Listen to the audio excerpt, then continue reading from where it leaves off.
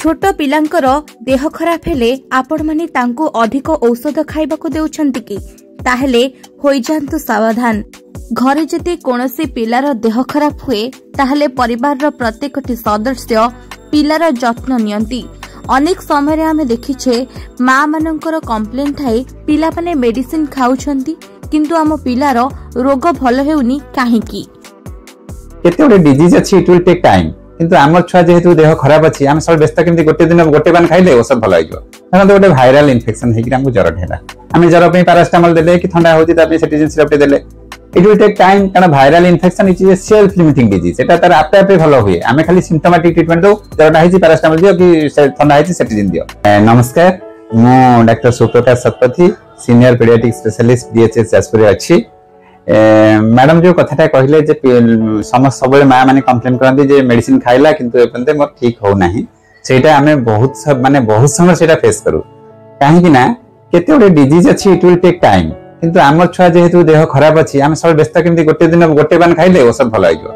कारण गोटे viral infection हेकि हमको जर ढेला आमे जर पे पैरासिटामोल देले कि ठंडा होती त सेटिजिन सिरप देले इट विल टेक टाइम। कारण viral infection it is a self limiting disease एटा तार आपे आपे भल हुए। आमे खाली सिम्पटोमेटिक ट्रीटमेंट दो जरटा हेछि पैरासिटामोल दियो कि ठंडा हेछि सेटिजिन दियो।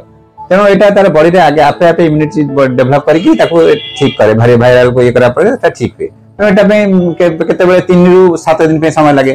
तेनो से 3 दिन औषध खाइला भीतर जदी तार भल न होछि से संग संग कंप्लेन करिवो जे मोर एटा भल हलानी कि एटा हेलानी। तेनो सेति पे हम जते बेले पेशेंट देखु सेते बेले ताम कहि थाउ जे एटा हमको लागुची वायरल इन्फेक्शन भलिया तेनो औषध खांतु 3 दिन कि 4 दिन पर कमिबो जदी न कमिबो हमें ब्लड टेस्ट करिवा।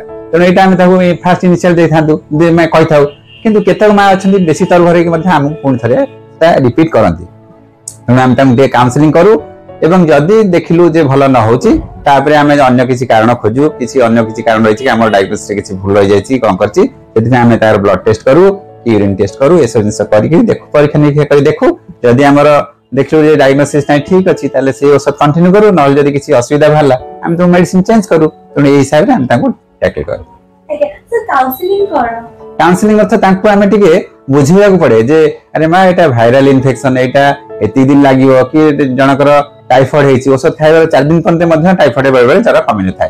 तो हमको कहया पड़े जे एटा टाइफॉइड जरा मिनिमम 3-4 दिन लागिवो कमिया पई ताको एटा बुझै थाउ तमु धैर्य धरिया पड़े जर आस्ते ताको स्पंजिंग करिवो ताको ओदाकनार पोछि देबो बेसी विचलित हबो नाही एवं ताको तार जो डाइट ता से दिगता मेंटेन करिवो न्यूट्रिशियस डाइट देबो ताको खाइया को भलो ए समय तक जेकर देते देह खराब थाए सेते जे छुआ को हम ठीक रूप रे डाइट ता दबा ताल मध्ये तार डिलेड हबार रोग भलो हबार मध्ये देरी हबार संभावना अछि।